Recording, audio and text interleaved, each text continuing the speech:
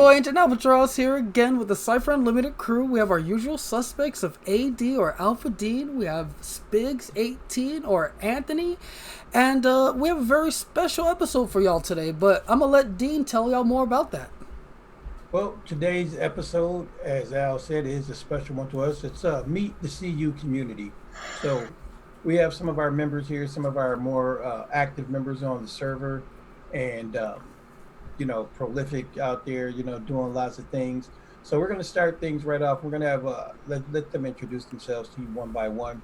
So we're going to start off with none other than the wonderful and awesome Jera. Hey, I'm Jera. Yep. Hi. I'm just on the server. I'm so good at this. I win. Oh my god. Right from Jera, we'll move on over to one of the guys who gives lots of great information out there. A lot of times, Sling Stone, one of our biggest supporters as well. Sling Stone. Hey, it's Sling Stone. You find me over on the Discord server. I'm pretty new, but you'll see me a lot more. Well, we love you guys. You're awesome. And CountZero. Howdy, I'm a Count. Been on the server for, I don't know, a year now, I guess. And love every minute of it. And the lovely lady next to you? This is my fiance. I'm Joanne. I go by Corsona on the server. Awesome. Great people, guys. If you haven't talked to them out there yet, when you see them out there, give them a shout out, let them know that you're famous now, YouTube famous. And yeah. Live stream, man. We're going to move on over to a whole 11 people that watched this video.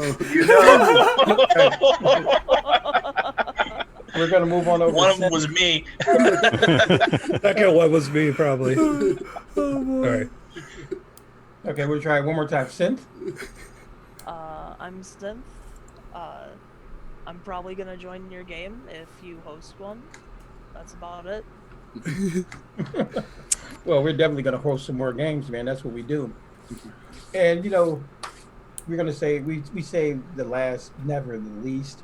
They were probably the hardest working man on the CU server, none other than the magnificent Maelfectious. Oh, most prolific. Thank you. Hello, I'm Maelfectious. I run about 3 games a week. I do Adventure League. I do GM training, newbie training, new player introductions, help players set up campaigns, mechanics. I've got walkthrough guides for crafting and salvage. If you need any help with mechanics or game stuff, hit me up. I will help you through whatever you need. And he's not lying. He does. He actually is, really good at it. Being out there. He takes a lot of the load off of us when we have to, do other things in life. So, without further ado, I'm going to pass it over to Anthony so we can get this party started. First and foremost, guys, thank you for coming on. We truly appreciate not only your guys, but everyone that's on the server. You guys are phenomenal. We have the most wonderful community out there, or at least we feel that way, and you're the main reason why. So, I just want to thank you guys for being on our very first Meet Members of the CU episode. Hopefully we'll have many more of these so we can highlight other great members of our community. But so let's just have this conversation started. We are Monte Cook Games and Cypher System server first and foremost. So could you guys tell me what was your introduction to Monte Cook Games and the Cypher System? And we'll start off with Maelfectious, because I'm pretty sure he'll be very have a funny story to tell.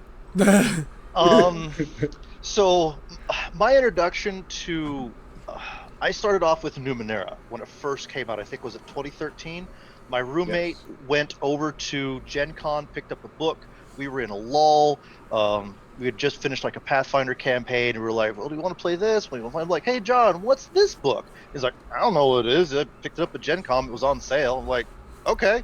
So picked it up, and I started reading through it, and I'm like, wow, this is really good. It throws you for a loop the first time you read it if you come from D&D and Pathfinder, because there's a lot of vagueness that allows you to kind of inject your own personality into the system. And some of the skills, it took a while for it to click, but once it clicked, I'm just like, I never want to run anything else. I've been a forever GM for Numenera since it came out in 2013. I've run almost every single one-shot for it, I think. I'm currently plowing through my third run-through of Slaves of the Machine God.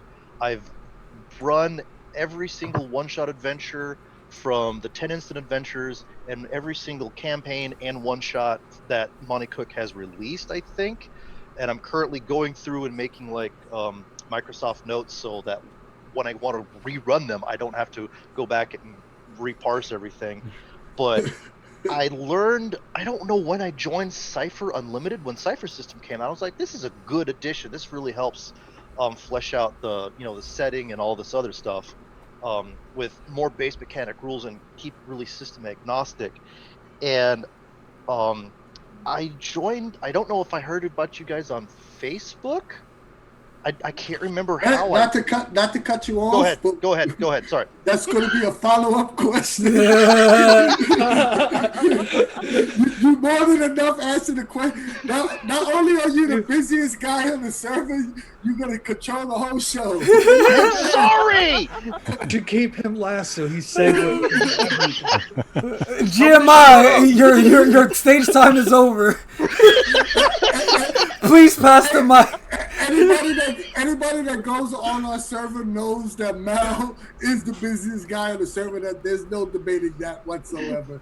So we'll move on to Jera. How did you find out about Monte Cook Games and the Cypher System? Oh, geez. So I've been playing D&D like 5e for a few years now, and I think originally, if I remember right, I saw the Cypher System book on one of my old game stores shelves, and I kind of like took a quick look through it. I saw some like interesting superhero stuff, and I was like, all right, cool, because I played Champions a long time ago too. Yeah, God bless you. I was young. It was super fun. That's all I knew. So I was kind of looking through it, and then I kind of put it off to the side. I was about 6 months ago, I was at my local game store, the place I live now, and I was looking through different systems, and I found the book on the shelf, and I like opened it up. I took like, I don't know, I just kind of did the like page flop thing and like landed on a page and read it, like looked over it real quick, and I was like, I love this. Legit. Yeah. So was it the Cypher core book or Numenera, you said? It was Cypher core book. Oh, nice. Yeah. Discovered Numenera a little bit later through Mel after I joined the server. Yeah, so that's a pretty similar story to me, actually. I learned the game from Anthony, playing one game, picked up the book once, and I was like, okay, this is it, I love it, and then it's been history ever since. Yeah, I guess we'll go on to Synth. How did you find Monte Cook Games and Cypher System? A few months ago, there was a Humble Bundle, and something about Numenera just like called out to me about it. Like, I don't know. It's like I don't have anyone to play the game with. I don't know anyone who'd be interested in playing it, and I'm like, let's buy the books anyway. So I ended up buying the books. I told someone else about it, and we started playing a few games. Yeah, those humble bundles are phenomenal, especially when you want to like build up your collection. Yeah, like the entire Numenera series for like $12 or something. That's phenomenal. Yeah, awesome. they run about $15. So Sling Stone, our buddy, our man. How did you get into Numenera and Cypher System? Numenera, well, actually, I don't play Numenera and I haven't yet, but I'm looking forward to playing it. But Cypher System kind of came about because my Beer and Pretzels group, my non-Pathfinder group, we were kind of just on a quest to explore different systems out there, and I think I found a link in one of the subreddits, and it took me to Monte Cook's website, and I downloaded the rules primer, and I read through the rules primer, and was just like, wow, I got to take this back to the group and tell them about it, because we were looking for something that was in between crunchy and not too narrative, and it was just a sweet spot for us. So we took off from there, and over the holidays we all bought the hard copies and the PDFs of the main rules book, and we haven't had a chance to play much yet. And I've never GM'd before, but this is the first game that I've ever GM'd with them, so it was Nice. pretty awesome. Yeah, that's awesome to hear. First of all, It is definitely a good system to start with. Like, it's such a good, like, again, I'm a pretty new GM if you've seen our videos. I usually talk about my inexperience compared to these two guys. And just the ease of running the game was just so nice. When you first pick it up, it's just A+. yeah, that's awesome to hear. Last but not least, Corsona and Josh, or CountZero. Sorry for using your government name. So,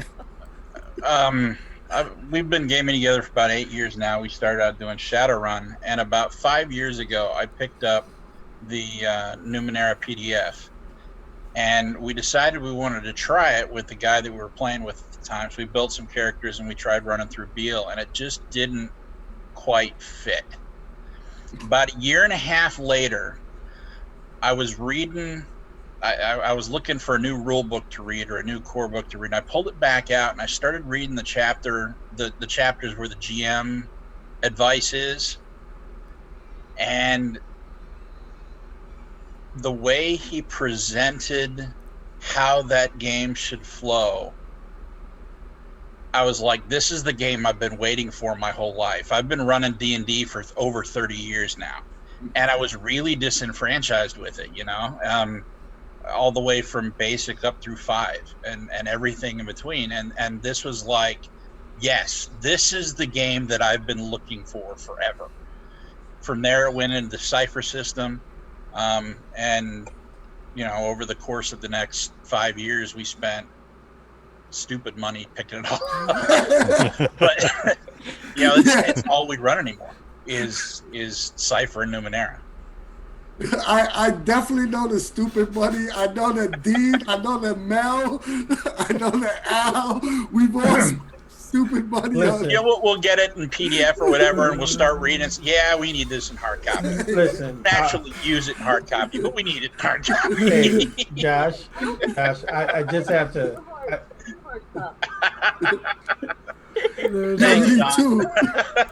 Before we get you to finish, Corsona, I just have to say, Josh, I truly feel your pain. I've been doing this. I've been into this thing since 1977, and man, I feel the same way about Cypher system. I still buy other games. I still read them. Mm-hmm. I pick and choose, but I don't run anything but Cypher. I'm playing a D&D game, and these guys will tell you I'm crying every week that I have to play. I am cussing.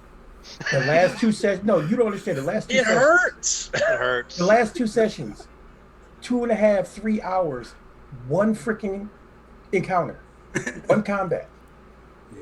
Well, and the sad thing is, I like I said, you did, and so did I. We cut our teeth on D&D. That's a part of me, Yeah. Fantasy and that genre is like it's bread and butter to me. But it's not even a genre.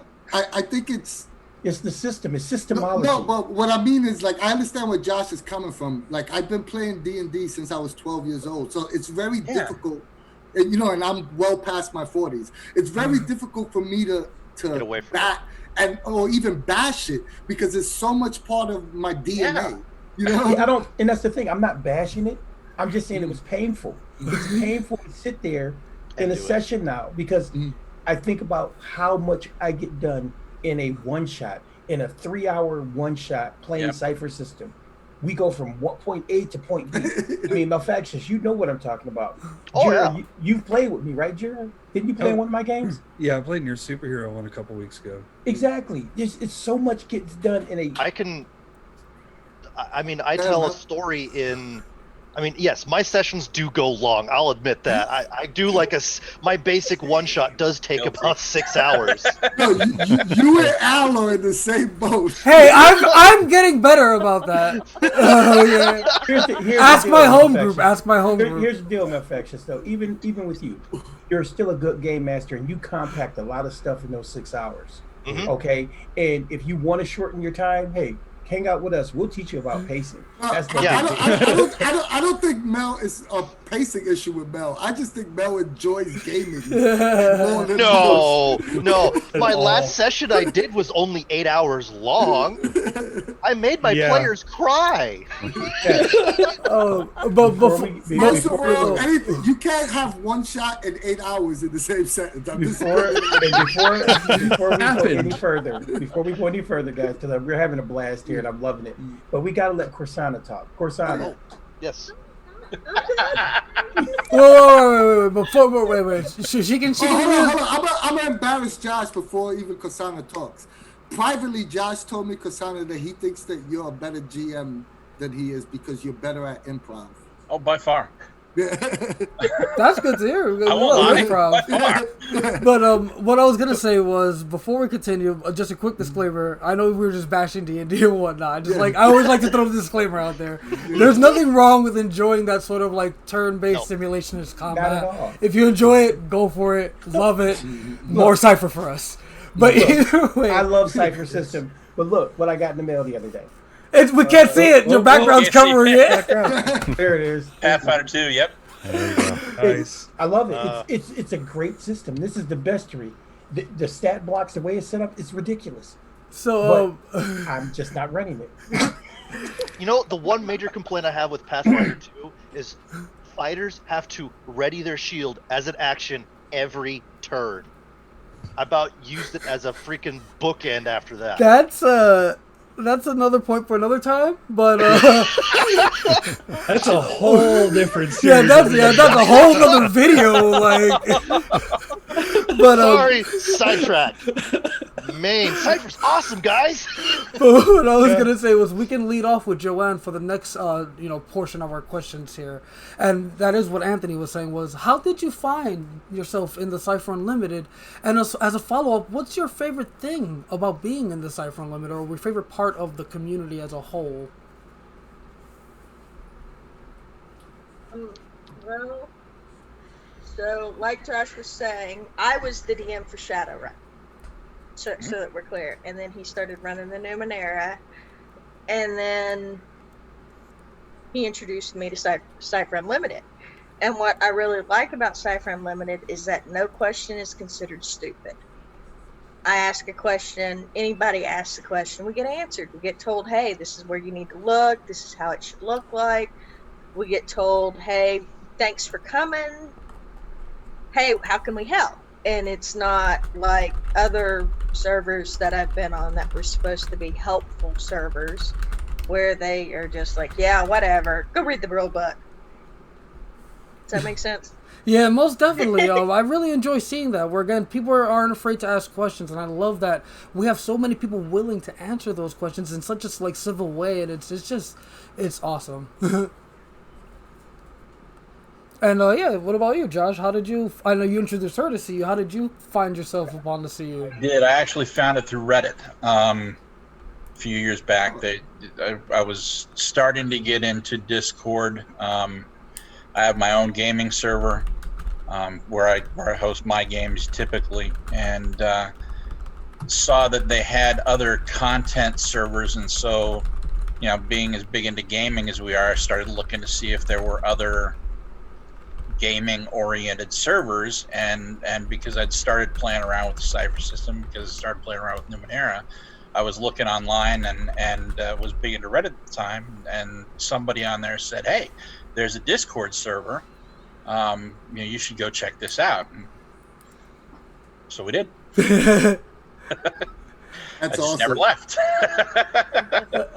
That's weird. I can't say that about some of the other servers. That's weird because we don't promote on Reddit often, but there's some dedicated fans that always promote us on Reddit. So that's like warms my heart to hear. Yeah, most definitely. It's awesome because again, like Anthony said, I don't really Reddit too much, and I don't know about them too. But the fact that people share our links is just a huge testament to the unity of the community. Like people want more people to come join. Like, hey, join in these discussions, and it's it's stellar to see that camaraderie. The best thing about our server, and I say it, is just the fact that it's just the lack of toxicity.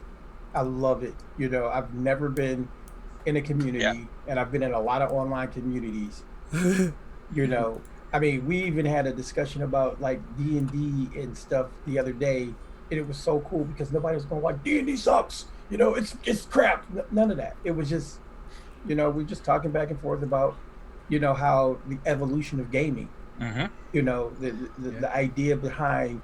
I remember that conversation. Yeah. Yeah, it was cool. It was so great.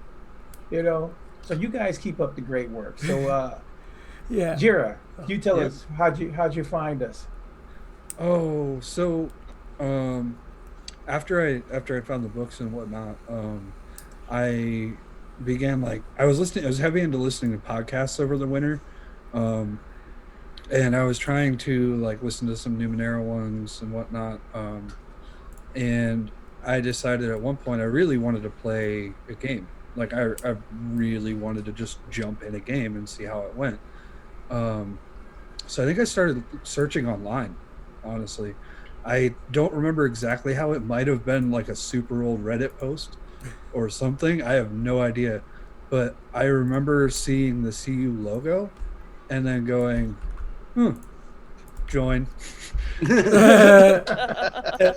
And I think that night, or it was really close to then, Spigs ran his first one shot not his first, but it was actually a 2-shot. But it was my first introduction to the whole thing. And that's awesome. Yeah. Since then it's been an interesting experience. I can't lie. Yeah. It's definitely been interesting for us too, to say the least.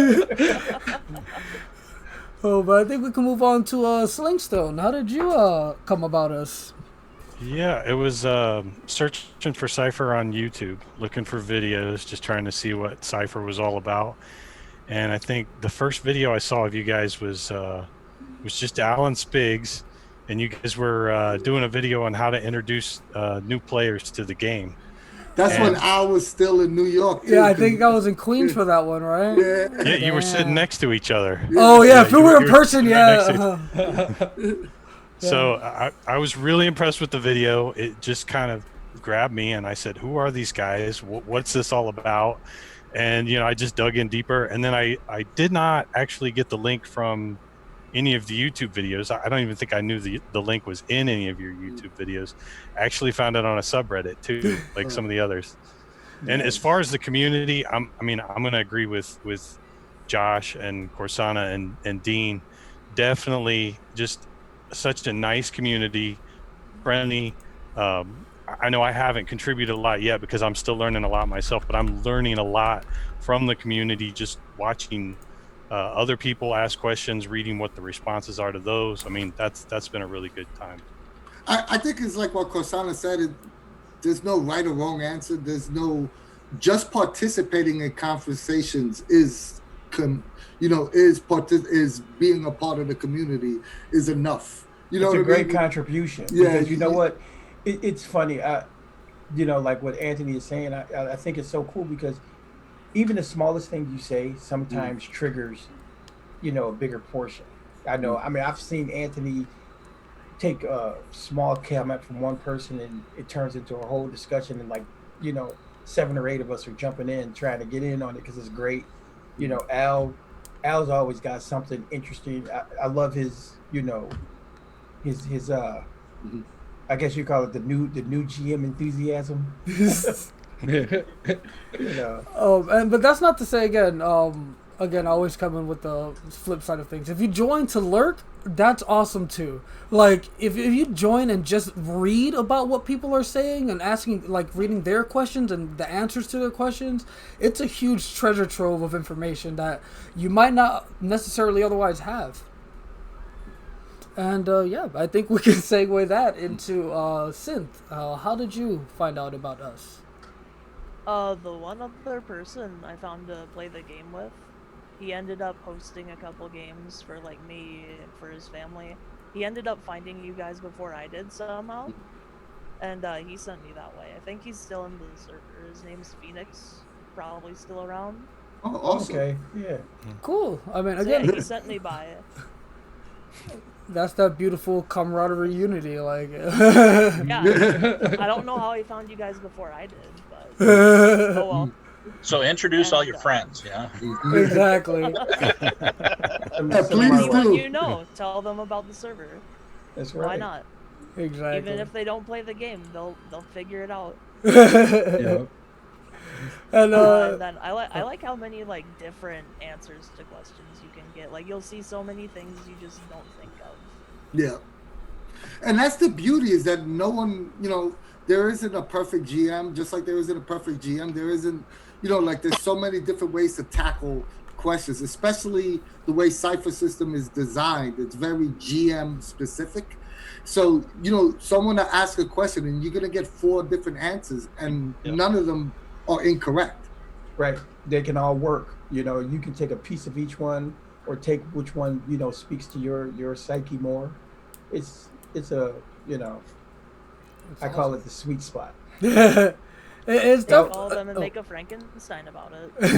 That too. Yeah, it's definitely awesome being able to see so many people's different perspectives on the same issue. And again, it's awesome because you can pick and choose what aspects you might want to use to your answer to the same situation, and it's just awesome. Hey, you know what? That's a new shirt, Al. We got to get that one made. There's Cypher System, the sweet spot. Yeah. Wait, it'll say, "See you there." Get that down. That's right. That's right. Who's got the notebook? Don't worry, it's right there. The notebook is. Al probably has a million CU puns written in that notebook. I'm not gonna expose my secrets. So, Maelfectious, how'd you find us? I think it was on Facebook. Facebook. Yeah, I think it was Facebook.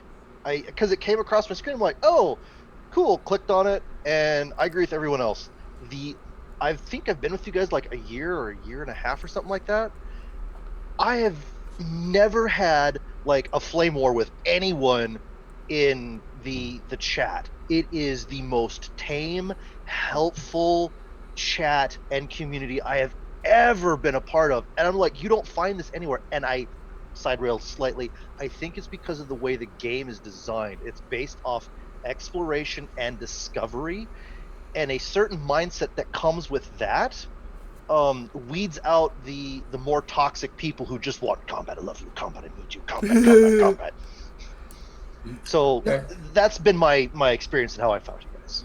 I mean, like we said before, it warms my heart to hear all you guys say that the community is built that way, because when me and Al first started talking about starting Cypher Unlimited, that was in the forefront of, we want a non-toxic community. What are some of the ways, what can we implement to ensure that our community will be non-toxic?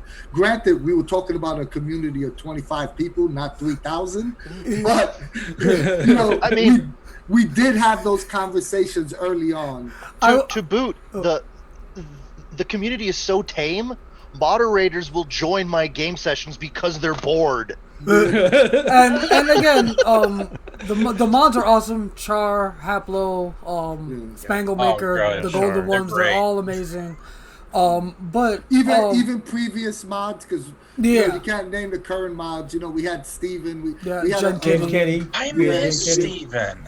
Yeah, we had a ton of great, previous. The mods have always been good. Yeah. Yes. But what I was going to say was that just to piggyback off what we're talking about with the toxicity and whatnot, I've been part of online communities probably over a decade at this point, like more than 10 years. But either way, there's always some level of toxicity when you're involved in these communities. There's always some jackass or jackasses, as it were, doing some dumb stuff and, always trying to cause problems with what they're talking about and etc. and whatever. And in Cypher Unlimited, and the amount of time we've been up, it's well over 2 years at this point. I don't. I'm 3 or going on 3. Going on 3 years. Yeah, it's been longer than that. Not counting like spam bots because that's an inevitability. Just we ban those. But as far as actual toxic people, we've probably ever had to ban like 2 people. Ever, and that's insane to me. Coming from someone who's been a long-standing in online communities, that is insane. Funny story. One of the 2 people we did ban had his girlfriend sign up just to curse us out live on the server. Yeah, she joined. It was hilarious. Yo, I wanted to, he unfriended me immediately. I wanted to tell him, yo, dude, you a jerk, but that was genius. Yes. It was very funny. I appreciate the hate. It was hilarious. Yeah, it was great. And I mean, but you're talking about that, and it's funny, Al, that you even bring that up, because now we know it's May. We had May the 4th be with you. Then it was Revenge of the 5th. So you know what? I'm having fun. I'll put up Return of the 6th today, right? And I'll actually put the meme up. I still have the meme I made. I'll throw it up on the CU. But some guy literally on some page was like, "That's dumb. That's not even a good pun." And I say, well, thank you for your opinion, and and I've duly disregarded it. Well, other people agree with me, okay, and their opinions are disregarded as well. It's just so funny to me that people get so adamant about something. If you don't like it, don't like it. But even that, when someone does cross the line, because it happens in every community, we'll usually private message someone, and everyone is so understanding. If I'm gonna be like, hey man, I'm sorry, like this is violating copyright laws, or just just like random stuff. And people will be like, oh man, I didn't mean to offend anybody. I'm sorry, you could take it down. We never really get that pushback like F you, right? You're an idiot. And that's what I'm saying. That's what I mean. It's so guilty. It was the other day. The guys were posting pages from the book, and I took them down, and I just put a message right on the boards. Hey guys, no offense, but we can't repost whole pages out the book. Everybody's like, oh, sorry, no. That was that, and they kept the discussion going, and now we know the little thing where you have to post passages or quote text or whatever have you, and no one got upset, no one went out for us like, oh, I can't believe y'all are censoring me, blah, blah, whatever, and it's just a general just that particular instance is just a good way to showcase just how even-headed most people are on the server, and it's just splendid. I think that's a perfect segue to the next question, because I think what we're talking about is probably the people who have been gaming, or not necessarily been gaming, but it's the mindset, and it's the kind of people I think Cypher draws. So what's everybody's experience with role-playing games in general? Tell me about how long you've been doing it, and maybe the first or second games you got into, before you found Cypher. And let's start off with Maelfectious this time. All right, perfect. So my original, like I said, D&D 3.5, played that for a bunch, thought it was great, had fun with it, migrated over to, I tried 4th edition and just, well, it's the bookend over there. So just I tried a few sessions. It's like this is an MMO in book form. This is not D&D. Went over to Pathfinder, loved that. I played Mutant Epic, Mutants and Masterminds, sessions like that. And my problem is I can't do the crunch. I don't have the brain for the crunch that Pathfinder has. I love playing the system, but as AD, every time I play it, it makes me cry. And it's like, I could do so much more if you would just get your rules out of the dang way. Yeah. And so that's when I started. Like I said, I've been a forever GM since 2013 when I picked up a Numenera. I love the setting. I tell people, if you want to understand Numenera, picture this. Picture Mad Max Beyond Thunderdome, the Jetsons, Cthulhu, Alice in Wonderland, and Blade Runner, all got into a car wreck at the Ren Fair parking lot. You told me that before. It's amazing. That's actually, Numenera. And that's Yeah. that's an awesome description. That's Numenera in a nutshell. And with that It is a being said- train wreck. And with that being said, Jera, tell us about how you came to, your experiences. Oh, so I played 3.5 like, gosh, I don't know, 10 years ago or something for a little while. Had some fun with it. Struggled a little bit. We ended up, that session ended up dying. And then it went years before I played again. Hopped into 5e about 3 or so years ago, and I was loving it. I actually started DMing like for the first time ever, pretty much. Had a lot of fun with it, and then I so this is me and my crazy self. I was DMing D&D 5e. That campaign is on hold right now. I DM a currently bi-weekly Pathfinder 2e because I was really interested in it. I play in a Pathfinder weekly, and God, is that difficult. It's so crunchy. I hate it. The group is really awesome, though. So it's like, all right. It's not as bad as a player, though, as opposed to Oh. GMing. Like, I could play. GMing is where I get the... No. I have to interject because I was saying the same thing until I got into this curse of Strahd, and I swear to God. Yeah, but that's also... You see, I'm gonna have to defend all the systems. That's also the GM that plays a major part in That's whether true. or not a system it moves flow narratively. That's Because true. a great GM knows how to subtract rules to make the story move forward. Well, you know what? Yeah. And I mean, honestly, I have to agree. You're absolutely right, because for years I have run different games. I ran D&D. I ran D&D, but there were sessions that nobody rolled a die because we were role playing, having a good time. So All right, let's go back to Jera. Yeah. So the other thing is I also play in a bi-weekly 5e game.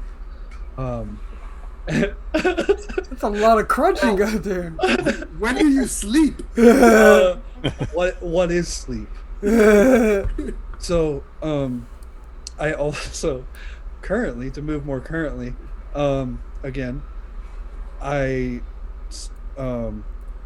run a campaign in Cypher now on Tuesday nights, and I run a one-shot almost every Saturday. Yeah, so that's kind of my general experience with everything. are you a member of the asset team yet? No. Join the asset team and start reporting your one shots when you have new players. You can earn like $5, And you know that you can report and you can Games report run games that you run on the CU. on our server. We're an official site for When did that happen? It's been a like thing 2 or 3 months ago. But it has to be for new players, though. Yeah, for new players. You Oh, I can't don't just have be any like, of those. You can't just grab Dude, it's a thing. First of all, you converted a lot of the new players. They're not new players anymore. If they play with you for like 2 or 3 times, they consider I mean, I'm out like $300 by now.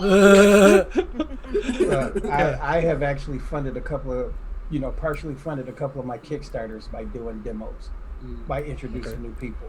It's a cool little deal. So get on that, Jera, if you're doing that. I'll have to look into that for sure. Just go type in Monte Cook Asset Team, and it'll hook you up. Okay. So Sling Stone.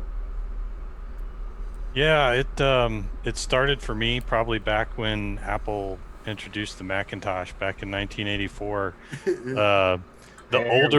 My best friend's older brother introduced us to D&D, and of course, that was also kind of around the Satanic Panic time, so it very much interested us in playing. We played that Star Frontiers probably till about the late 80s. The older brother moved away. We kind of stopped playing. The 90s came around. I followed the Grateful Dead for a little while and went to college and did some other stuff. So life took me in a different direction. So I haven't played except for the 80s, and probably the last 5 or 6 years. I had a coworker come up to me about 5 or 6 years ago and say, "Hey, we play board games every Friday night at our house. Would you like to come over and play?" I said, "Yeah." And that's kind of when they all kind of talked to me and coerced me into joining their Pathfinder campaign. That's still 6 years and running at this point. We're still in Jade Regent right now, but Nice. that kind of turned into me talking to some of those old friends from the 80s and saying, "Hey, I'm playing again. This is a lot of fun. I really enjoy this." We kind of got together, but that's kind of when we figured out we didn't really want to play Pathfinder. We didn't have a lot of time, marriage, kids, full-time job, all that kind of stuff. So we just kind of went on a quest the last year to find our sweet spot, as Dean says, and explored a lot of different systems, doing one-shots, playing, and finally found the Cypher system at the end of last year and just started playing it at the beginning of this year. So we've only had actually 2 sessions. But that led me into exploring No Thank You Evil. So I bought No Thank You Evil, and my first GMing session was with my kids, so that made it really easy to relax, to do that first session and stuff with them with No Thank You Evil. So that was awesome. We've pretty much explored Storia now, so I think it's time to start moving them over to the Cypher system as well. That's awesome. My sister's a deadhead, by the way.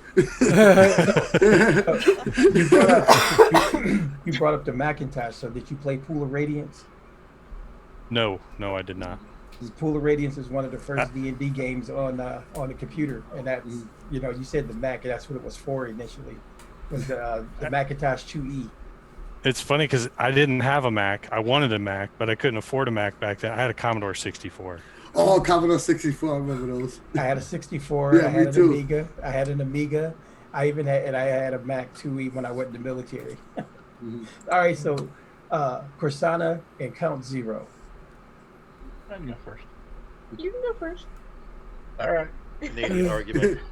So, set the way back clock to maybe 2 years after Sling Stone. I was an 86 guy.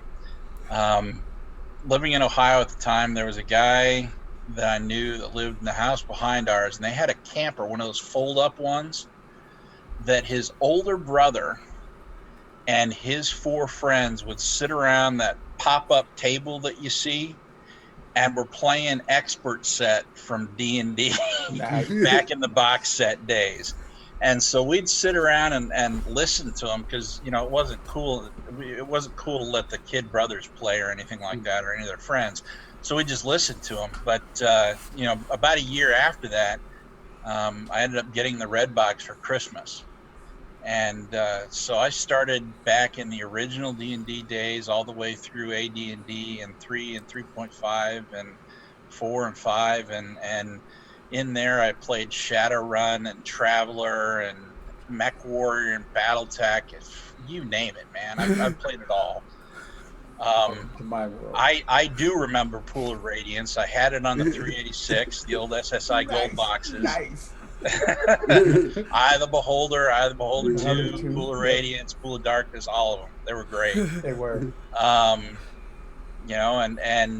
So I've been playing and GMing role-playing games for 32, 33 years now. Yeah. And picked up Cypher 5 years ago through Numenera and then the actual Cypher system because I was burned out with rules heavy games. We talked a lot about Pathfinder now, which is one of the ones that I played. The old 3.5 and Shadowrun is a fairly rules heavy game and GURPS or Palladium or whatever. All those games are real crunchy. Hero system, Champions Hero system. You betcha. Yeah. And it's not that they're bad systems, but I was looking for a better way to tell my stories. There you go. And when I found that GM section, it was like coming home. Yeah. It was this is what I've been waiting for. This guy's saying what I've thought in my head for years. And so now it's what I run. That's awesome. Awesome. Corsona? So I'm the late baby to the party. So in high school, I watched over kids playing D&D. I didn't really get a chance to play because I was a very, very busy child. I didn't get a computer. I had horses to take care of. So that should kind of give you an idea as to the kind of lifestyle I grew up in. So I didn't start playing until I was 18. And my first system was GURPS. Wow. Wow. Hats off to you. You know what? The look on Al's Now, face. anybody who's played GURPS understands the My heart pain goes I'm out to you. communicating. My heart goes And out to you. My second system was Shadowrun. Shadowrun 3. Edition. Anybody that's played those understands the math. Yeah. Hey, It's the math. And then I found D&D and I started playing it. And then this guy introduced me to Numenera. And then I found the Cypher System core book. And it's like, yeah, mama. Love to mama. I had to have it. And then I got Stars of Fire because I had to have it. Because I'm really in the cyberpunk kind of motif brain set because I really love cyberpunk. If I could show you my video game collection, you would see. Yeah, you know. Two quick asides. Now that you mentioned cyberpunk, you should definitely check out Vert if you haven't. It's a third-party book for Cypher System, which is a cyberpunk-ish setting. I don't know much about it, quite honestly. I just hear amazing things about it. Yes, that's Raven Desk Games. Yes. Great stuff. If you guys, seriously though, Corsana, if you like cyberpunk, you will dig Vert. I've played it about 3 times now, and it is a blast. And not for none, it does have the best equipment section in any Cypher related book out there. Yeah, I'll just throw it out there. The equipment section is ridiculous. Hands down. Yeah. And That's what I need. yeah, definitely. I was thinking the same thing. Because that's my one minor complaint is the gear section for Numenera is like, like that. And I'm used to the Pathfinder gear section, which is like 5 or 8 books of this thick. And I'm like, yo, dude, the Vert book is like 50-something pages. Yeah, it's super nice. Just vehicles, equipment. And the beautiful thing about it is because it is Cypher, you can port it to wherever you need to. Yeah. And the last thing before we move on to Synth, the reason I made a face about GURPS is because before Anthony introduced me to Cypher System, I was asking him, I was like, yo, what's something I can use to like run any sort of guide? I know I like the fantasy of D&D, but like what's something I can use to like run anything? And his first thing, I guess, I don't know if you had known about Cypher System at the time or if that came later. No, I did. No, I knew of Numenera. The Cypher System. Okay, that's why. So then he gave me GURPS. And this is like, I only had played like a little bit of 3.5 and a little bit of 5e, and he hands me this book, and I'm like, it was exactly that. I was like, what am I looking at in this book? I can't, I just closed it, I put it back on my shelf like after a day, and I was like, that's going to be another thing for another time. Hold on, I'm going to extend this story a little further. Everybody that knows me, I have an extensive RPG collection. I've been gaming since first edition D&D, and Al and Dean both know I buy everything. Yeah, I buy physical books for a collection. I have a ton of games. I buy games that I never have any chance of playing, but I want them for my collection. I gave Al my first edition. First edition. Hold on, let me rephrase that. 1974. First edition GURPS book, and he gave it to me back missing the binder. Wait. Pull it out. It's actually, I don't recall that. I believe you that it happened, but I don't recall it. Because honestly, after that first sit down of reading it, I literally put it on my shelf and didn't look at it for months. Like it sat there for months and months and. I was never the biggest GURPS fan, but the one thing I will give GURPS is they kind of invented the do everything concept. You got to give it to them. Yeah, you got to give it to them. They know were that. the first to do it successfully. There were a lot of things that a lot of companies did, but GURPS, you're absolutely right. Like I said, I played GURPS. Because they older than Palladium, so. Oh God. Don't get me started on Rift's rules. But I played a ton of Palladium. Before we have me too. I played a ton of Palladium. Before we digress. Yeah, exactly. Thank you. First edition GURPS book ruined. That's what I'm going to say. Tell us your experience. Tell us your experience with role playing games, man, and what brought you to Cypher. I've only been playing for not even 3 months yet. It looks like. Woo-hoo! Happy anniversary! Yeah, almost. First day I joined the CU server, I see Mel post for one of his games, and it's just started from there. It's not a very long story. Didn't last for too long. Still going. I mean, everybody needs an origin story, right? Yeah. I sink them hooks in deep and I drag them on in. No, actually, a few years ago, I did. In school, we did one session of Pathfinder. We had 2 DMs that couldn't agree on anything, and they were trying to co-DM the same session. Oh no. So we just sat there for like our entire 30-minute lunch, just waiting for them to like resolve like what one pirate does. And that's all we could do that session. And I'm like, you know what? Maybe this ain't for me. You know, that just puts me in the mind of the question that Anthony asked on the CU Facebook page, where it was like, you know, GMs tell your horror stories, your worst experiences.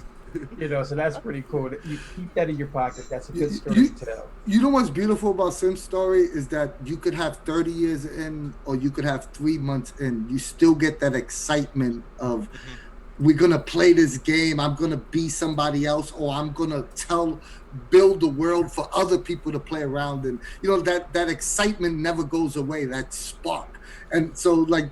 We can have conversations with somebody that's been GMing like Josh for 30 plus years, and somebody's been GMing for 3 months, and you still have that common bond. That's like the beauty of role-playing games.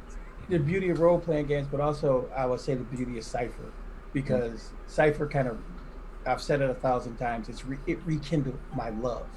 I feel like I'm 12 years old again. Every time I pick up one of my Cypher books, every time something new is coming, you know, they put up a blurb about Liminal Shores, and I'm like, yeah, that's coming. But that just goes to show you that when it comes to like Cypher system versus any other, I don't want to say any other system, but other systems, like other crunchier systems specifically, the conversations when it comes to Cypher system are more passionate discussions about what you really like, right? And when you go to these crunchier systems, they turn into arguments about what's the best way to play or the best way to build a character or some. I mean, again, I don't talk too much about other systems with other people, but generally speaking, when I see conversations about other systems, that's usually what it ends up falling back to. Yeah, right. I actually completely agree with that. Well, in most respects, actually, when I was in my D&D games that I play in, I got to the point where I actually intentionally started to build mismatched characters, right? Like, so I would literally, the last one I built that was really interesting was a full-blooded orc wizard. It was freaking awesome. You just want to break people's psyche. But well, no, it's actually more because I really wanted an interesting narrative experience. Right. And then, honestly, I found Cypher System, and I'm like, this is all I ever wanted. like race doesn't necessarily matter. You can make it that way if you want to, but even then, it's still not the focal point of the system. And then you can create these really interesting characters with a million different options. You know, some are better, some are worse, depending on what kind of flavor you're going for. And then you can just, like what I did with my sessions, like to be honest, I've read parts of the Numenera book, and I'm just like, guess what? Homebrew world. I'm like, okay, I have this fantasy world that my friend and I are developing, for, you know, and we were trying to keep it system agnostic so that, you know, if you play different systems, you can jump in with whatever. And I was like, well, I don't really want to like have players in it and then just ruin all of the planning that we're currently doing. So I'm just going to set it 3,000 years in the future, have no idea what's in between, and make it up as I go. Right? Exactly. You know, that's probably been one of my. You are now a GM, because that's what we all do. Still find a way to ruin it. Don't worry. Oh, yeah. Spiritu Santi. Synth just said the mouthful right there. You are now a GM, and don't worry, your players will ruin you and ruin your ideas. I have had that experience multiple times in the last 2 months that I've been GMing Cyphers. And yes, players are gonna. Synth. One of them happened on Saturday. It's called Cypher Shenanigans. Yeah. Yes. No, They happen every week. Shenanigans. True. Yes. I know somebody who's good at that. Do you wonder who that could be? Yeah. No, it was Not incredible. naming any names, Josh. So now with player intrusions, they even have more tools to create shenanigans. Oh yeah. Oh, It's so true. And I never end a session with XP. But that's actually a great segue into the next portion of our questions, right, Anthony? It's I'll let you last it. Yeah. All right, so since you guys have been all lovey-dovey with, you know, I love the Cypher system, holding everybody's hand, kumbaya, tell us what you like about the Cypher system, and what, more importantly, what do you think the Cypher system could have done better? Or can do better. Or can do better. I looked right at Mel's camera. Who are we gonna start with on this one, Ant? Save me for last. We'll start with Sling Stone. What do you like about the Cypher system, and what do you think it could have done better? Well, I mean, because I'm so new, I don't think I should go into the do better part yet. I need a little bit more experience. But from the done well side of things, it's definitely just a refresh, a burst of fresh air as far as reading in the text the creators of this game telling me ignore our rules and use logic or fun and narration to explore in your game and have a good time. Just the fact that it's just so, take this piece if you want it. If you don't want to use that, use this piece. If you don't want to use that piece, use this piece. It's so modular, and it's just a good solid framework for telling the story. It's funny you say that, because our very first video we ever shot was fudge the rules and just have fun. Yeah. That's perfect. That's perfect. Synth, what do you like about Monte Cook Games, and what do you think, Cypher System and Monte Cook Games, and what do you think they could have done better? I like how easy it is for the players to just mess something up. Like, you could just say you want to do anything and then just tempt your GM with some XP. Like that's awesome. Probably one of the best parts about it. It works really well. Like, for doing better, this is something really specific though. The Dominion system in Gods of the Fall. Oh. That's like the one specific thing I can domains. think of that it could do better. Do you think it wasn't broad enough, or do you think like the domains, like I feel like they don't make you feel like enough of a god. Or like if you want to be a god of something, it's kind of just flavor text. Mhm. I respect that it's not crunchy that way. technically you're not a god though? You're sort of or Like what a you call it? fledgling god. Yeah, you're sort of like you're a about to become one. yeah. But Like yeah, I think like, if you do a tier 6, then it actually improves a little bit. But I could definitely see your point. a lot of the stuff like tier 2 you get a tattoo, like that kind of stuff. Yeah, I 100% agree that everything that you got at tier 2, you should have gotten at tier 1. Make no sense to me. Right. Like, yeah. I don't think I think that every other level thing with like your dominions and some of the restrictions, I think they were a little too much. But I guess some people can't. But I have a pretty successful Gods of the Fall one shot. Children should play with dead things. And next time I run it, I'll definitely put you on there because I do some pretty crazy stuff with Gods of the Fall. Yeah, that was the first game I ever played with these guys. That was the birth of me becoming part of Cypher Unlimited. Part of Cypher Unlimited, the core group, because we just had so much fun. It was a Halloween night. It was crazy. I'll tell you guys a story someday. All right, so Jera, what are you? We're gonna save Mel for last because I see him chomping at the bit. He has something specific. Mel is just doing this. He's like, I'm ready. I'm ready. He looks like a boxer, like 2 seconds before the bell. Give it about. Give it about. Cut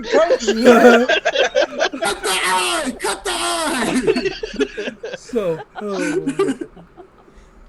I think I'm gonna do the same thing as Sling and not really give a flaw of it because I haven't necessarily experienced enough of it to really give a flaw. I'm still kind of in that like infatuated state, but honestly,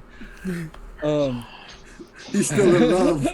Yes, honestly, like one of the coolest things that I found, and having also been running these other systems, right? Like I run the Pathfinder 2E and whatnot, is that it's so rules light in a way that like literally I don't have to roll. I don't have to do like anything. It actually leaves space in my brain for all of the weird and random things to work themselves out super quickly. Like, I'm thinking specifically of a session that I ran. Actually, I think it was last Thursday for Pathfinder 2E, where I was literally like, we're online. I'm sitting at my desk, and I'm like, I don't want to have to like roll and do this and do that. It's like I just want to sit here and be like, hey, this happens. Roll a speed defense check, or and then it also really gives a lot of freedom to players. Like, Synth said, like they get to mess things up even more. Like they have even as little rules as I have as a GM. Like it's a thing. I had players on Saturday attack the primal god of the entirety of the realm. And I was like, because they could. Sure. Yeah. They had the option to. Exactly. They did. Yeah. It's funny you say that about the die rolling, because last year at Gen Con I was working running demos at the MCG booth at Gen Con, and you know how like random people will walk up to the booth and be like, hey, what's this game about? And I was like, oh, he had the strange. I was like, oh, this is a fantastic game. The GM rolls no dice. He looked me dead in the face. He said, what? No, thank you. And walked away. And I was like, I thought that was a selling point. Yeah, it was a selling point. But apparently not. Yeah. I mean, there's definitely a cathartic thing about rolling dice, like even as a DM or GM. But like, what? Go ahead. Go ahead. I'm sorry. But it like not having to roll dice and think about all of the like numbers and stuff like that just opens up that extra space for you to be even more creative in your sessions and bring tension and whatnot to life right then and there, even if you didn't have that part of the session planned at all. Here's the thing. Al can attest to it. Al and I suffer from the same affliction. We love dice. We love them wholeheartedly. I mean, I still buy dice. I mean, my desk is bag. Dice. My dice are upstairs. I can't show Dice. Yo, you guys, with your backgrounds, we can't see anything you holding up. Dice. Yeah. We just see blurs. It's like, hey dog, I heard you like dice, so we put dice in your dice.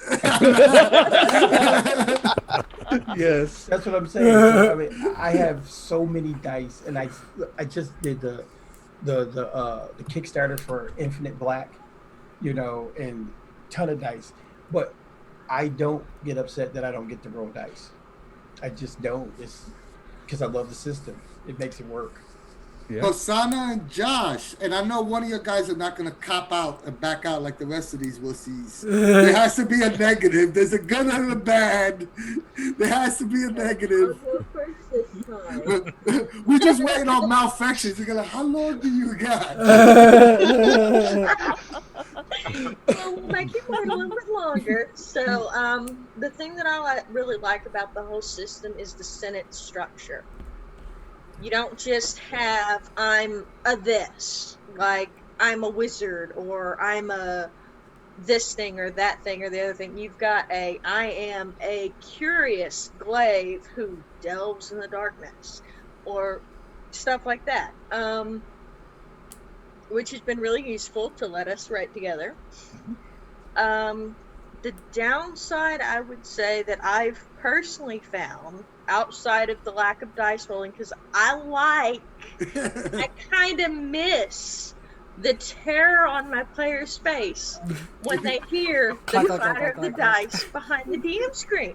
I'm sorry, it's hilarious, because I'll roll them for no reason. Other than that, I personally would really like to see a lot more of the cards. The decks, the card decks, like the Cypher deck, like the Cypher Systems NPC deck, like the Ruin deck, those kinds of things. I'd like to see them a lot more, because I like those. Those are nice, but there's not enough of them. That's true. I like being able to, and there's just not enough. It's your turn. Okay. And they're very helpful. Those decks are awesome to use. Yes. I can't run Cypher without them anymore. They're that useful. Yeah. So I kind of have to go a little bit with Sling Stone here. I think the thing for me with Cypher is the way it presents what's essentially a toolbox, right? So it's as a system, here's a hammer, and here's some ways that you can use this hammer. And if that doesn't work, this is a screwdriver, and here's some ways that you can use that screwdriver. And here's some pliers, and here's a saw, and they just give you this giant toolbox of literally everything you can think of, right? And have some great examples about it, but then say, all right, now do what you want with it and make it your own. And that kind of flexibility with something to start from is really, really impressive to me. It's kind of the reason why I like the decks, right? I'm not, when I said that she was a better GM than I am, the reason I said that is because she does improv better than I do. And I wish I were that good. I have a hard time coming up with my own ideas on the spot, but like with the decks or with some of the tables in the Cypher system or Numenera or whatever, if I've got a sentence or something to riff off of, I'm golden, and the ability of Cypher to be able to do that quickly is better than I've ever seen in any other game. As far as something that they could improve, and I'm really, really, really hoping that this gets solved in Godforsaken. Okay, but I'm gonna go to fantasy. The thing that I really miss about D&D is the way they did their magic user classes.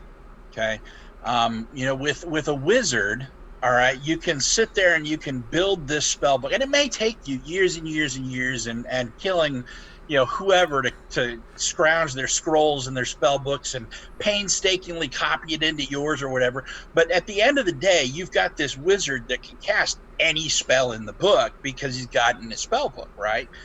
With Cypher, you take the adept class and it just feels throttled, and I miss that flexibility for the wizard's class, and I want to see if they do something in Godforsaken to address that. If not, I'm going to have to do it on my own, and that's I'm willing to do it. You know, But it's I'm funny. lazy. It's funny you say that, because D knows that that's my major critique. I think the whole, you know, like the whole fantasy, which is weird because that's like, you know, that's gaming, the gaming genre. Yeah. You know, that's the epitome of gaming, right? You know, the whole fantasy genre. It's Cypher. I think it handles fantasy the worst out of all of the system. Not only Magic, but even the way I love the weapon scaling, but in fantasy, you kind of want that special great axe or that, you know, like, and so it doesn't have that same feel. Me and Dean actually, we starting to write a supplement to take care of the Magic part of it. But I 100% agree with you. I hope Godforsaken corrects it, but it does need some help. Well, so we're working on a fantasy setting of our own, and I really want to, you know, base it in Cypher. But at the same time, I need this. I need something to give Magic some teeth again. Well, and it doesn't have it. Well, that's what we're saying. We've been talking about a Magic supplement. I actually found a spell name generator, which is freaking awesome, because all I need is a name, and I can create the spell, and I can create it based on how Cypher does things, you know. And I get what everybody's saying. I mean, for me, I think it's always because it was so open-ended. Those things never kind of stopped me when I was running a fantasy game. It was just like, okay, here, let me insert this. Or I'll insert that. Like, it doesn't stop you, but it doesn't give you the feeling that you get from a traditional fantasy well, that's what I'm game. saying. It doesn't give you that feeling. Exactly it. It doesn't give you that feeling unless you plug it in, and that's kind of what I'm saying. So I'm with you guys, because you already know I want Tallest and Godforsaken. Oh my goodness, yes. Way. I want those. I want those, and I haven't run a campaign in like the last 3 years. I've just been running one shots on the server and stuff. I'm letting you guys know now. I'm going to be running a campaign. It's happening. It's happening. Count me in. Boy, if I had any more time, I would jump in. But you already heard my life. We're intentionally selective about our games. Count us in, Dean. Last but not least, I've been waiting. Drum roll, please. The man. Look at him; he's ready. That's awesome. Maelfectious, what do you like and dislike about the system? I love, like, okay, I'll do my fanboy thing first. Rules light, easy to run. You can literally run anything. Cypher Revised fixed a lot of my dislikes, and you just went over that. Lack of powers. That fixed it. I can now, because I run one-shots a lot, and I do Adventure League, so you complete a one-shot and you can get an advancement. Complete a one-shot, get an advancement. There weren't enough powers in your type, so I ended up with a lot of characters with the same abilities. And it became almost cookie cutter at that point. And when Cypher Revised came out, I'm like, sweet, here's a list of 1,000 abilities. Throw the book at the player. Anything, low tier, 4 powers, pick it, go. So much opened up. I was like, this feels a lot better. What I dislike. So first, let's go to the bestiaries. They didn't keep the art style the same throughout. And Jera can confirm this. I have spent probably the last 150 hours cutting out and replacing every single bestiary token by going through Pinterest, putting them in the GIMP, exporting them into a token, then exporting them to Roll20. Boy, I have gotten so many rage messages. Like, why? Why? Like a black and white image with just a basic outline. It's not even a serviceable token. I can't even show this to players. Why would you do this? And then next page is like a digital rendition of a creature. I'm like, it's a cool token, but it doesn't fit the rest. Like, if it's one thing that D&D did really well was keep their art style the same all throughout, and it angers me because Are you talking about the books from the first Numenera to the revised? everything. Huh. Everything in between, from the core rules, destiny, discovery. Sometimes when you copy and paste a picture in, because what I do is I copy and paste the picture, and like some of the images aren't, they don't copy and cut out properly. They're like squished and like pixelated, and then you end up having to, and it's just like, hold on guys for 30 minutes. I don't focus, so I don't experience this at all. I'm like theater of the mind over here, like. Like, well, that's fine for you guys. I do a lot of grid-based. I will say I do grid-based combat. Okay, I do a lot of that, and it's fun because I make it fun. But I need token assets that work. I definitely feel that though. Well, Mal, once you get done, share. Oh, I will. I just got done doing woods, which was 155, and ruins, which was 255. Boy. That's crazy. There's a reason why there's no hair on my head anymore. Oh boy. That was so good. Oh! All right, that's round 1. Screaming. Round 2. Yeah. Oh jeez. Quit. I was expecting a round 2. Round 2. Quit putting core rules in the sidebar. Stop doing that. Synth can agree. He made a character, and it was like a bound magic ally, and we're reading through the core rules, and we're like, what level is the bound magic ally? All the rules reference the level of the bound magic ally. Halfway up the page, in a different section, bound magic allies, and then with 3 creatures. Like, why would you put it there? Put it in the fucking rules. Same thing for effort. The effort. Oh, you're limited to, reducing a thing to like 0, and you can only have 6 levels of effort. That's not in the effort description. It's on the other side of the page in a sidebar. Round 3, your crafting rules. Oh my Lord, dear heaven! I feel like I'm at a Dennis Leary concert. Yeah, or what's his face? What was the other guy? Louis Black. This is the first time I got in trouble because I had to write a guide for crafting. 17-page reference guide for crafting. I should not have to write a 17-page reference guide because the layout of your system is so bad that I spent 60 hours reorganizing your entire crafting section, and then you had the audacity to release another book. You jerks. You absolute monsters. Like, okay, sweet. Hey guys, building tomorrow. No! Put your crafting rules in one book and lay it out right. God dang it. And then, for the record, though, Bear, if you're listening, you know I love the layout of all the Numenera books. Or just Bear, honest. Ban. I dig round 4. Let's go to your absolutely broken salvage rules. Absolutely busted, dead on arrival, do not work as intended, literally worthless. I went through 5 iterations of salvage before I fixed it, which required 20 different roll tables and macros to properly fix. Boy. So you see, I wouldn't use any of that.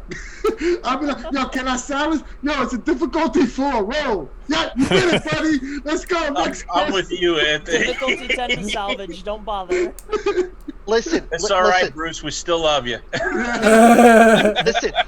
Once I fixed it, like I have got salvage down now to less than. I mean. No, I read your salvage rules. Your salvage thing is done really well. I'm just saying it's too much work for me. I wouldn't. Like Count said, they gave me a hammer, so I broke it, and I put it back together the way it's supposed to work. Rules as intended, just they don't work. I've tried it many times. It breaks almost immediately. But to go back to something that Sling said in his response was in the first page of the book. Monty specifically says if a rule doesn't work for you, don't use it. There was about 150 pages I had to rip out and rewrite. but Maelfectious, Yes. Maelfectious. Yes. You know what? As much as you're over there complaining, I see the grin on your face. You enjoyed every fucking minute of it. And also, I bear in won't mind- say no. It's like a happy anger. bear in mind, bear No. in mind, this is somebody that runs like 60 hours of Monte Cook Games. Wait, A week. Numenera games a week. And the reason why I can say that, Val, the reason why I can say that is because we know our own. I'm the guy that put out a whole supplement for superheroes because Unmasked, I was like, what? Yeah. No superpower. No. Yeah, you get it. And I love crafting. I love the freedom it gives the players. They could have done crafting so much better. It needed more time in the oven to fix because it is an incredibly rewarding thing, but it is so complicated, so crunchy that it's people have that like what Alpha Albatross Albatross is fine. Albatross is fine, sorry. Yeah. hey. So what he did, they looked at it and when you had with GURPS, you're just like, what the no, no, it's too it's so scattered, so poorly laid out. The rules are in sidebars. I mean, one of the crafting rules is in Discovery. Why is it there? I could see your point because the rest of the system is so simple and elegant. So simple, and it's a complete shock. It is just like, all right, I'm gonna go into crafting because this is just some simple and easy, and then you go into crafting and you're just like, it feels like you get run over by a dump truck. But I'll knows my thing. If I look at a rule and it's a page and a half long, I go, okay. Yeah, it's a target Difficulty number. 4. It's difficulty 4.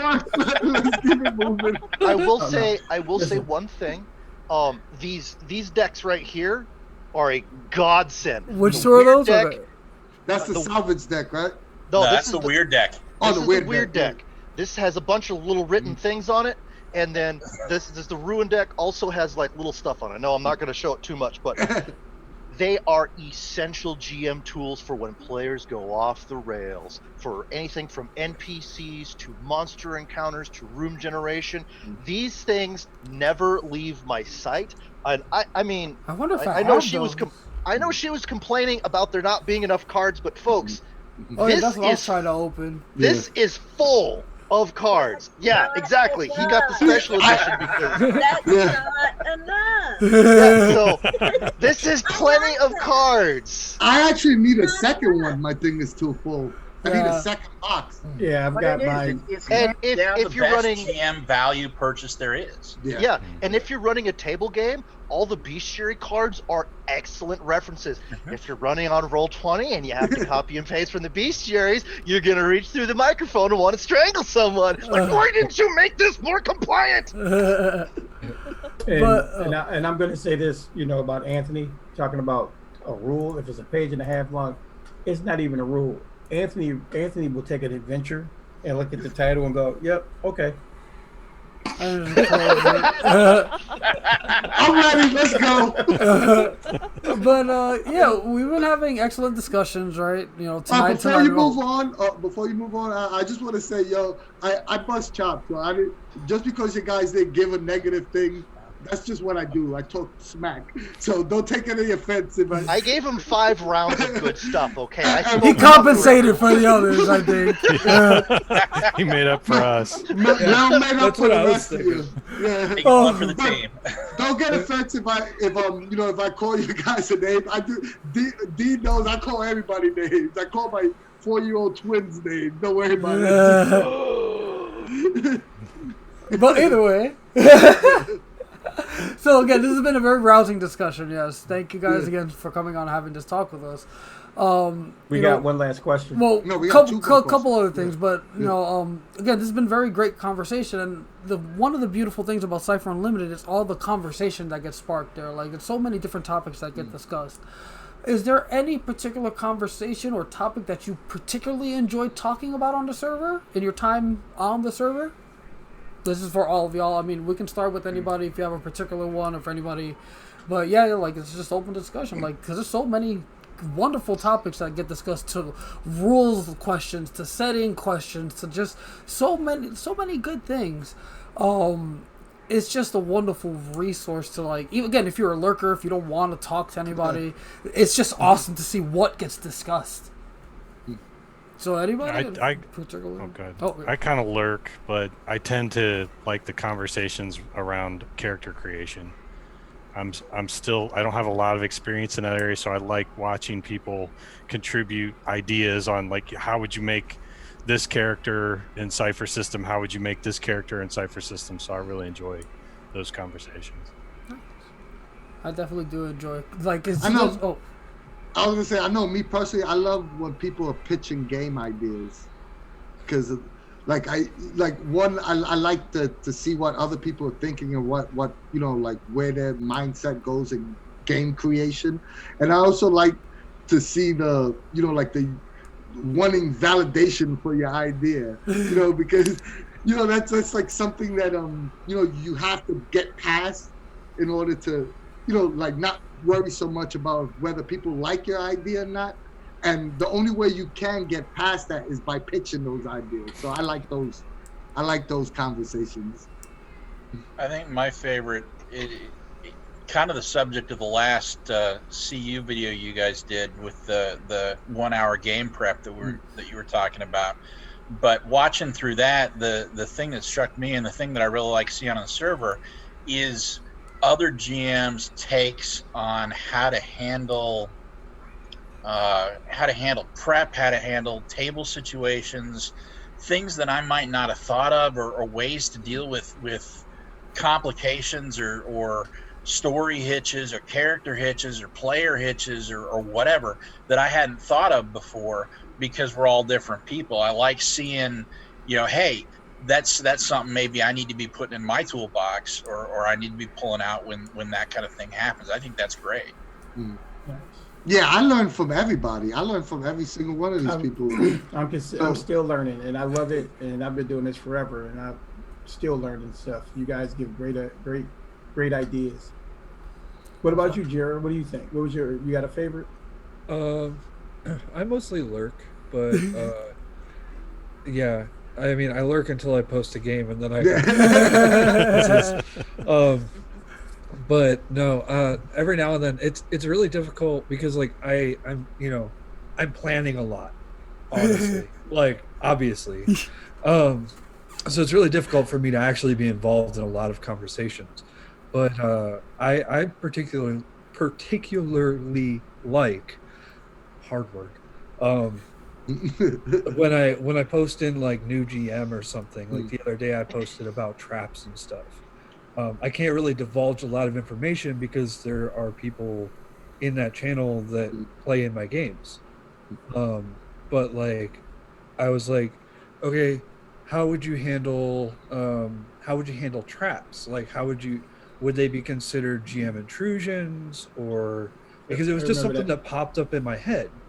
And you know, just getting that response that I got was actually pretty helpful for me, and it helped me kind of settle the thought in my head. So yeah, and it's great, because like I'll ask a question and I'll get 5 or 6 different people giving me responses, and I guarantee you that there'll be thought processes that I never thought of. Like, oh, you know what? I never took it from that angle. That's very interesting. You know, maybe I have to rework my idea because what they say makes more sense. You know. And see, I talk to Anthony and Al all the time, and you guys on the server, you know, as well. You know, when I'm not working, you know, I do my best to be in there, you know, sucking up and trying to dispense, you know. Corsona, what about you? I think my favorite part about the server is the way y'all encourage each other and other people. Nice. Like, you know, there's just one guy that's talking about his content that he's working on. He's worried about how it's going to be received, and he's still being encouraged to put it out there, try. The way everybody encourages new GMs is like a big thing, because, you know, There's a lot of people out there that'd be all like, "Ha ha, you screwed up," but there's none of that. You're like, okay, well, you did it this way, and it might not be the best way. Did you try doing it this way? Well, I never really thought about that. Thanks. You know, it's a lot of that back and forth, very thoughtful, very considerate, constructive criticism. Yeah. It's not, ha ha. It's more, hey, do you think about trying it this way? Yeah, Well, like, no, we've but that's all a been great there. idea. You know, we've all been there. I listen. I started playing. I was the only kid with a book when I started playing. I had little white pamphlets, and I'm telling you, we did all sorts of things wrong. You know, I couldn't even, you know, say some of the words. I didn't even say paladin. I said the paladin. Yeah. You know, and the paladins. You know, and you know, but like you said, you just keep going, keep trying. And we're always gonna do that, you know. But thanks for letting us know we're doing something good there.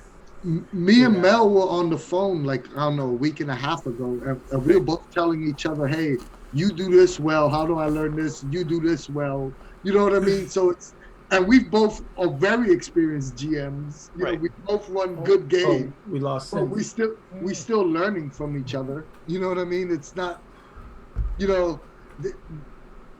No one, I don't care if you're Matthew Mercer, no one should be putting down another person's GMing. Like, it doesn't, because no one's perfect. You know, it is what it is. Yeah. I agree. I'm commonly talking to Mel. I've talked to AD before about, you know, about a session. Like that's always great. If I end up in a conversation, it's usually a private conversation. Just because that's the kind of personality type I am. You know, it's okay. But yeah. And I mean, I have, because of the sheer number of players that I run on a weekly basis, I have a lot of people ask me, hey, I liked your GM style. How do you handle X, Y, Z? And I have handouts. I mean, Jera and Synth can both attest. I mean, like, oh, you want to know? Here's a handout for, round 5, jumping distance. Get it? So they're like, how do I handle X, Y, Z? And I'm like, I know 3 different ways. Or hold on, I don't know that. Let's Google through 3 books and figure out, you know, like invisibility rules can be kind of a bit of a cluster to try and figure out. Poison rules can be a cluster to figure out.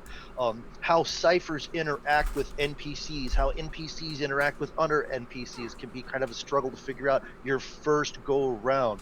But with the community and some of my background knowledge of the system, because I've been running it for so long, I can tell GMs, like, listen, if you have a problem, ask me or ask the community. I've probably already come up with a solution for a problem you're encountering. Rarely do I have a new GM come to me with a problem that I'm like, I've never had that problem before.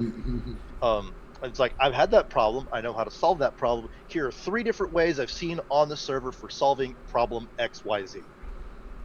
And Synth, what do you say about all of this? I like seeing how many different perspectives everyone has. Like everyone else has been saying, it's so customizable. You find so many different ways to think about things. Nice. Even with something simple like spending effort and edge. Yeah. Like you'll find 4 different interpretations of it, and it's just like I like all of them. I've been doing it wrong for 5 years. Actually, you have not, because I actually put the question out to Monte Cook on Twitter, and Darcy, Monte Cook has been doing it wrong for 5 years because I see the raw explicitly states. No. What I'm saying is because maybe they wrote it wrong, but they basically said what we're doing is right. Yeah. So, oh boy. That's crazy, right? The rules is written is the wrong way. We've been doing it the right way. So, you know, and maybe Monty's just retconning because it's. But you know, but at the end of the day, the rules. Like I don't harp on none of that. Like that's not. I like to change my ways now. You know, it's funny in that GM section, right? So it talks about your group, right, and how if your group is having fun, then the rules don't matter. You know, if the group is telling a good story, if the group is enjoying themselves at the table, and if they're engaging and if everybody's having a good time, then don't worry about whether or not you're doing it right or wrong. It doesn't matter. Just have fun and do what works for you. Tell a good story. Yeah, like I have a little trick when I run for people that are, like rules lawyers, quote unquote. I put that because I don't like labeling people, but it's a stereotype. Yeah, but when I have a player and I fuck up all the time. I've been running for 30 years. I mess up all the time. Right? When somebody tells me I'm doing a rule wrong, right, I'll say, okay, I'm sorry, but this is the way I'm doing it. And if it really bothers you, you could teach me the rule after the game. Yes. Right now, this is what we're doing. Because the one pet peeve I have in any game is I hate stopping the narrative. Anybody that's played with me knows that I want the story to just flow like water, like a faucet. We're not looking up rules. We're not arguing over anything. Just whatever it is, it is. If I got it wrong, I'll apologize afterwards. I'll shake your head and I'll do it right the next time I play with you. But the narrative is the most important thing to me. Exactly. Yeah. Facts. So, before we end out this, we got one last question, but just wanted to say, on that note that everybody was bringing up, what you just said, Josh, Charles Ryan addressed that. He has a actual article, and the article is great because it basically says, biggest day, the rules are for the players. They don't apply to the GM. Fixes everything right there. Yep. So, like Anthony tells you, we'll talk about that later. If they want to keep arguing, just say it's a GM intrusion.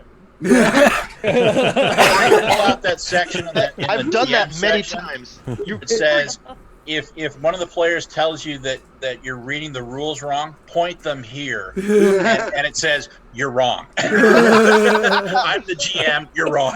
Exactly. I've been guilty of this by doing a rule wrong, and then they're like, "You're doing it wrong," and then I hand them XP and go, "Guess what? It's my way now." We were having a discussion about effort and edge, and I said all confidently, "No, that's wrong." And I forgot who it was. Somebody posted no. I was like, "Oh snap! I've been doing it wrong for 4 years." Yeah. Someone had DM'd me about it. The effort talk, and I said with the utmost confidence, I was like, "Yeah, it reduces it from all of it because that's just what makes sense, and that's how it." And then I saw. And then I saw the raw, like the actual wording of it. I was like, oh, okay then. I guess it's... So wait, is it per ability then? No, you can't. It's only one or the other. You can't. You have to pick an ability. Basically you either pick the ability or you're going to reduce the difficulty, the effort. You know what we were doing? We were carrying over. No, I know. What we did was we would basically calculate the cost. Yeah. And then just subtract the edge from the total cost. That's what I've been doing. I misspoke. Right. I said effort. It was edge. No. Technically, edge. They have to state what they have to do. Technically, they're supposed to state what they're spending edge on. So it really doesn't. I mean, it does make a difference. Guys, this is a conversation that already happened. We already know the answer to this conversation. All right, Dean, ask the last question. Well, we've been asking you guys questions all night long and having a blast doing it. But do you guys have any questions for us? Is there something that, some burning idiom that, one of us three can answer for you? Or all of us. Go for it, yeah. Free reign. Just have a question, go for it. If not, we can move it on. That was one thing I've been meaning to ask, specifically of Spigs, is we've been talking about possibly getting because I do a lot of one-shots, possibly recording a one-shot with me as the GM and some other players, maybe from this group, maybe from somewhere else on the server, possibly hoping of setting that up maybe. I don't know I've been waiting to get my Cypher Unlimited merch so I can have my coffee cup with the sticker and the hat and all the cool stuff. Me, Al, and Dean already spoke about this. We are going to do a highlight of Cypher Unlimited GMs, and we're gonna have a streaming day. You're number one on the list. Yeah, I'm number one. So definitely gonna, but like I said, it's just a matter of logistics. It's you know, like pre-approving cast members, and you know, like when you run an actual play, is a little more work than what normally takes. When you do that, I know exactly the one shot I'm going to run, and I'm going to give two players here cardiac arrest. Oh no! As soon as you said that, I knew exactly what it was. But I will say this too: we're not hosting an 8-hour session, so yes, you definitely have to work on that tempo. I've got it down to 5. That was you have to cut it down another hour because on like Twitch streams, you got to aim for 4. That's like a sweet spot. Yeah, a sweet spot. But yeah, we definitely that's coming down the pipe.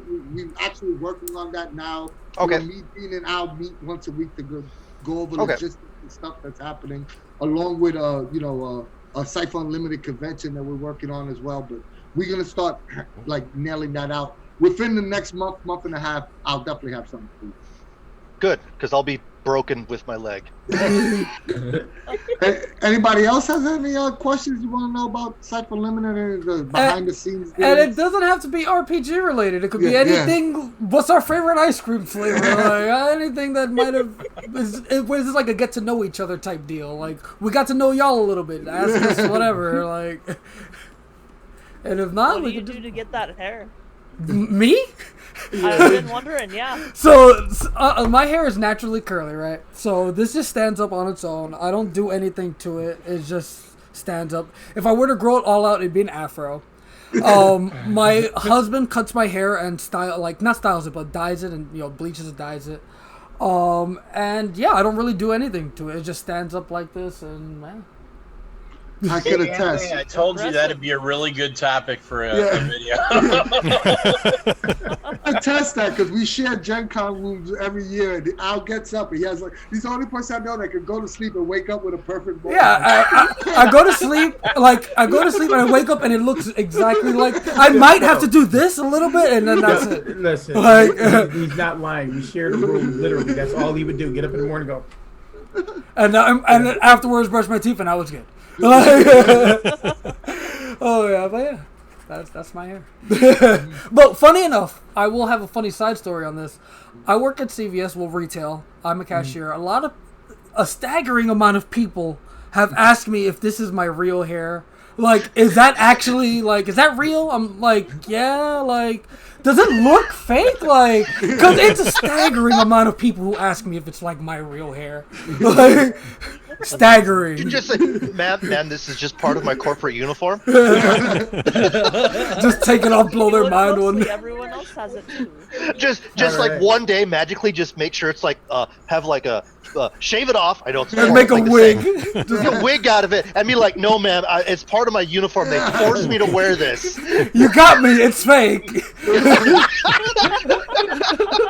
Oh boy!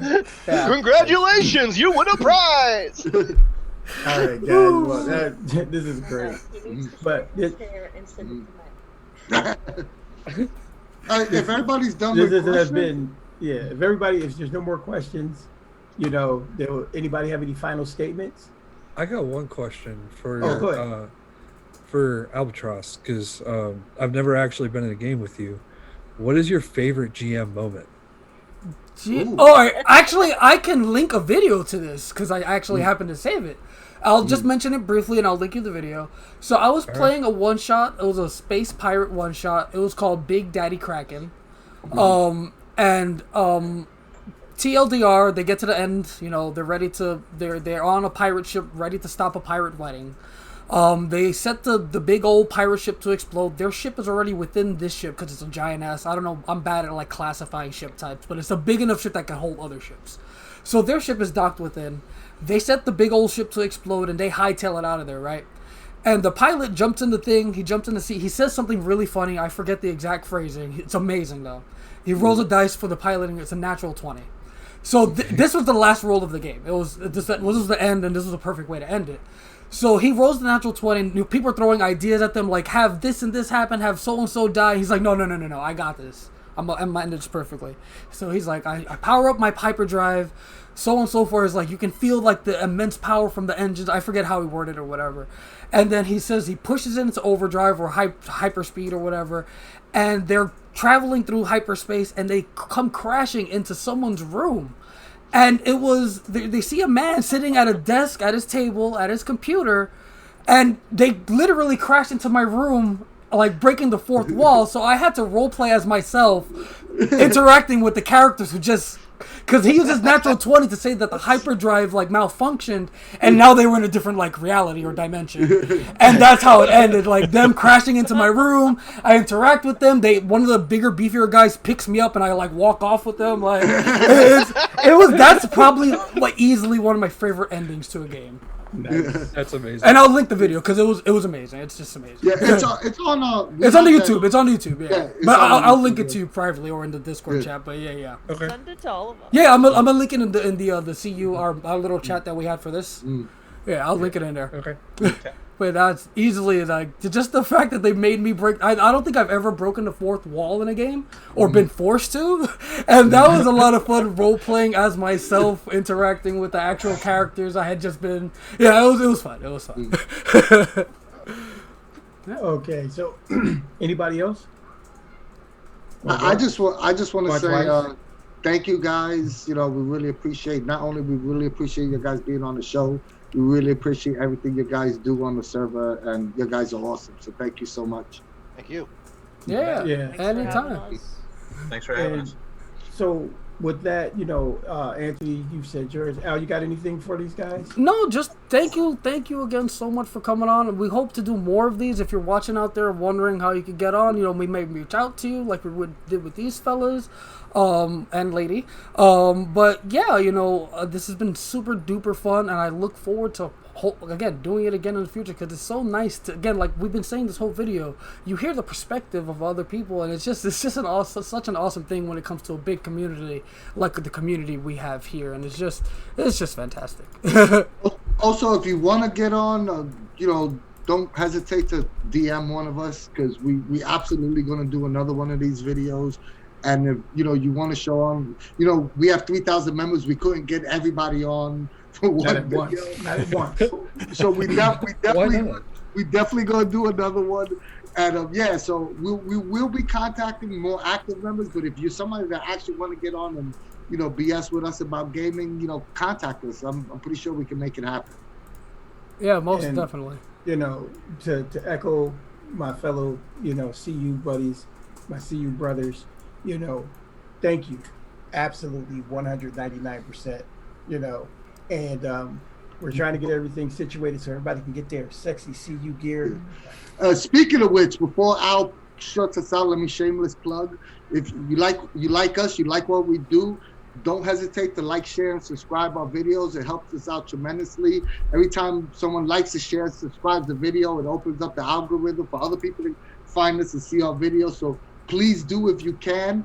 If you want to support us in any way, you don't have to financially, but if you do have it in your heart, we have a Ko-fi set up. The link is down below too. You could give us a little thing, but like I said, we don't do these videos for any financial support. You don't have to. It's totally optional. And last but not least, we do have a Cypher Unlimited online store that you can visit and get this very cool looking merch and look sexy like me or Dean or Maelfectious as soon as he gets his stuff.